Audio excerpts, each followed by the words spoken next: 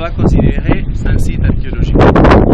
Aussi les mêmes maisons qui sont en face, la fondation, la base de toutes les maisons vient de l'époque Inca. Ça veut dire des années 1400. Les Incas l'ont construit dans cette partie à contrôler l'accès à la population. Mais l'accès allait Machu Picchu. Après, Ollantaytambo, 43 km plus, on a la citadelle Inca qui s'appelle Machu Picchu. Mais d'ici, une des choses qui va attirer l'attention de tous, c'est la montagne. Ça s'appelle ça signifie en quechua la flotte andine. C'est un instrument magique.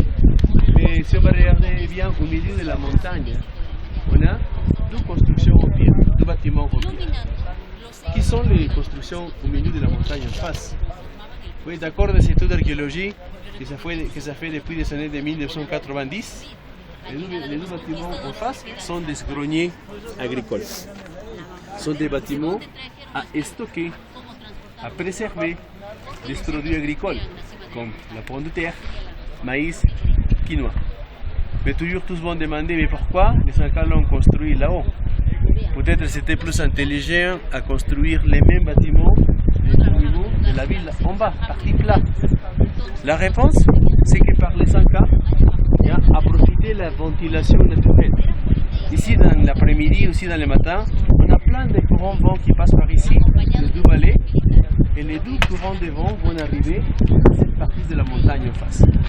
Ça veut dire que ça va aider à ventiler tous les produits qui sont dedans.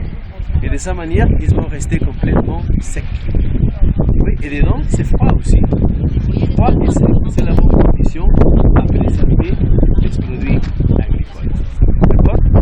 Si la même montagne d'en face, ça va considérer sacré par les locaux qui habitent dans la ville Ollantaytambo en face.